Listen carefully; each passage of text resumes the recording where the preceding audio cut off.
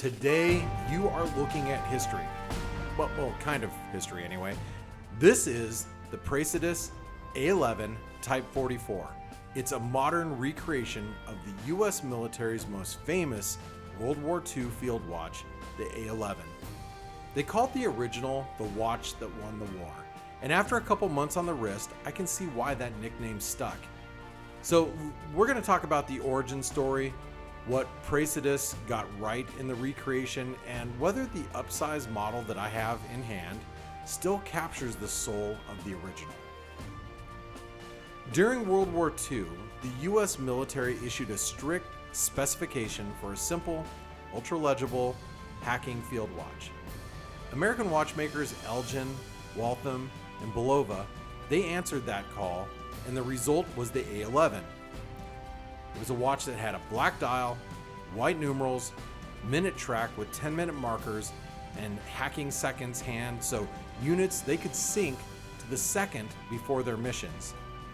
Tens of thousands of these watches went out to Allied troops, and it became the American field watch look. That utility and commonality are why you'll hear the line, "the watch that won the war." Praesidus went hands-on with a 1944 Waltham A-11. They broke it down and rebuilt the design with modern tolerances. They do offer two sizes, a 32mm that's nearly period correct and a 38mm that wears like a modern field watch. You can get it on leather, on a boon strap, canvas, or a 1940s style bunk lip bracelet like the one that I have here. My watch is the 38mm Type 44, and it nails the A-11 vibe without feeling like a toy. The fully polished case, coin edge bezel, the domed acrylic crystal, and clean Arabic numerals, this is textbook A-11 styling. Drilled lug holes make strap changes super easy, and the 10-minute numerals outside the minute track are here, just like in the wartime watches. At 38mm in diameter and 45mm lug to lug, the proportions hit that modern sweet spot while still showing that it's vintage. The acrylic crystal gives you that warm distortion you'd expect from that era. Now the inner AR coating gives that blue hue, but allows the dial to be extremely legible in very harsh lighting conditions. And yeah, 100 meters of water resistance, more than those originals ever had. That's one modernization that I'm happy it has. Praesidus is very close on the dial layout, the hands, and the overall silhouette, especially if you pick the 32mm up. But there are deliberate departures on the 38mm. So for one, it's the size. They obviously go from 32mm to 38mm for that modern wearability. Now the movement, it's a Soprod P024. It's an automatic movement with the 15 joule, but it's hand wind. That means they ripped off the rotor, just like the World War II watches. It still hacks. It's really simple and it's nice. Now there's 100 meters of water resistance. Essentially, you didn't have any in those vintage models. And as far as the way the case is finished, it is polished. Now, the old vintage ones used to be chrome-plated brass, so I'd call it a pretty faithful rebuild with modern bones, especially in this larger format that I'm wearing. So let's talk about the movement, because the Soprod P024 is a Swiss workhorse. It hacks, it hand winds, and it ditches the date for authenticity. It's not a highly decorated movement, but that's the point. This is a soldier's watch. It's made reliable for daily use, and it's Swiss made. Praesidus said that they assemble and quality control all of their watches in the United States, which is a nice thematic nod given the watch's American service history. But I do want to talk about straps, because it will change the whole vibe of the Type 44 watch. First, let's discuss the bunk lip bracelet. This was a period correct option used on military watches in the 1940s, and Praesidus has done it right. Now, if you compare it to the cheap Chinese knockoffs floating around, theirs is simply just better built. It's got smoother edges, sturdier links, and slightly refined design that makes it more comfortable without losing that vintage identity. Where the knockoffs feel a little rattly and tingy, they feel cheap. This one feels solid and purposeful, like it belongs on the watch with this much history. That being said, I've actually been wearing mine mostly on this black parachute style elastic band. It's incredibly comfortable. It's easy to adjust on the fly, and the black strap really frames the dial beautifully, making the numerals and hands pop even more. It's not period correct or authentic like the bunk lip bracelet, but for daily wear, it is hard to beat. Also, I've paired the watch up with this M1907 strap from Haveston, which is this leather rifle sling strap that you'd see on many A11s on the secondary market these days.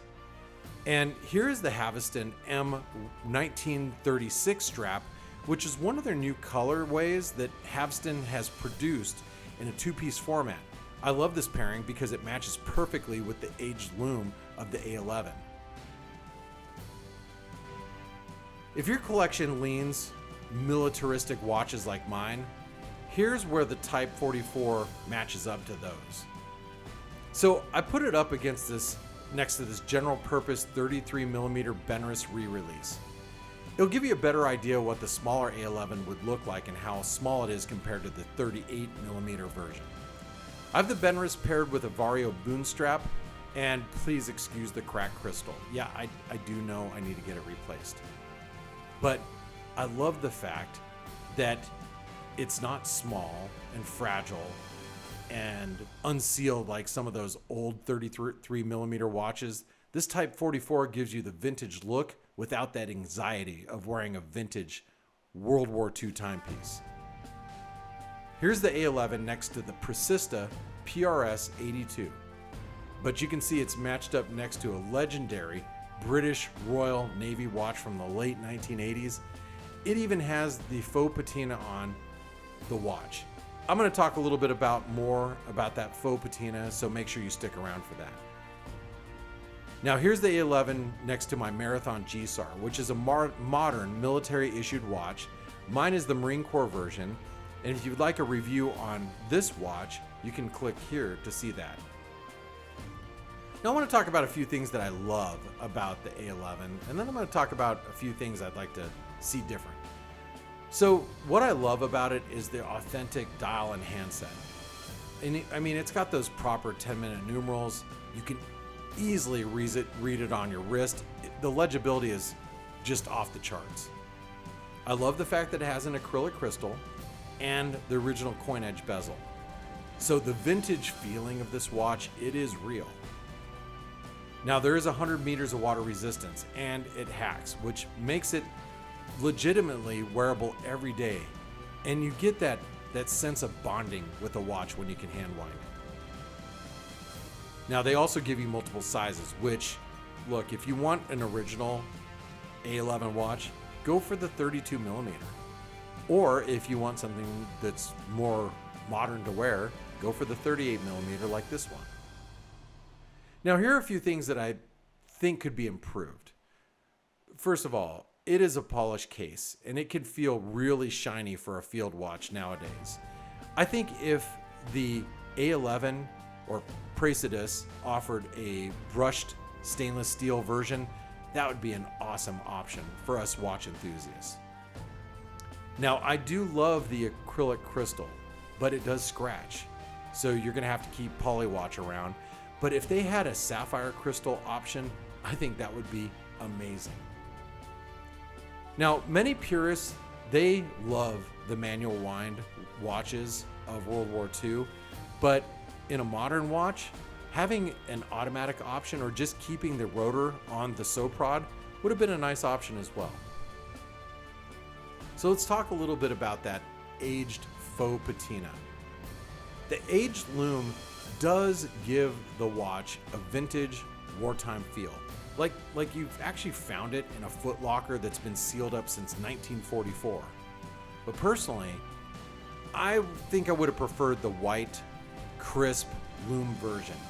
It stays truer to the stark black and white legibility of the original A11, and for me, that cleaner contrast fits the military tool watch ethos a little bit better. But that's a subjective opinion.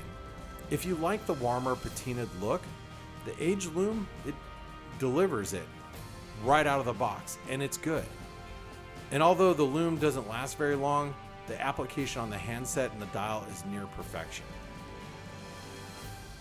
So if you want the American World War II field watch aesthetic without babying a fragile vintage watch, the Praesidus A-11 Type 11, Type 44, it nails it. The 32mm gives you almost time capsule recreation, while the 38mm, like mine, it delivers the look in a modern wearable package. My piece came with this Age Lume, which looks convincingly vintage, like a watch that's been through decades of service. But, as I told you before, if I'm being honest, I probably would have preferred the white Lume. It preserves that stark black and white legibility that made the original A11 so effective in the field. And it feels more in line with a no-nonsense tool watch character. Both options are authentic in their own way. It just depends on whether you lean romantic vintage or maybe a crisp military spec watch. And then there's the bunklet bracelet. I've handled those cheap knockoff versions floating around online, and the difference is really obvious when you have them both. The Praesidus bunklet is tighter, sturdier, and the design is really reworked for the modern comfort. It's good. Where the knockoffs can feel tingy or not as sharp, this one has that smooth, purposeful quality that matches the watch itself. It's not just a strap, it's really part of the entire experience of the watch. So let me ask you this. If you were to buy one, would you go with the 32mm or the 38mm? Would you go with that Age Lume or the white Lume? Comment down below.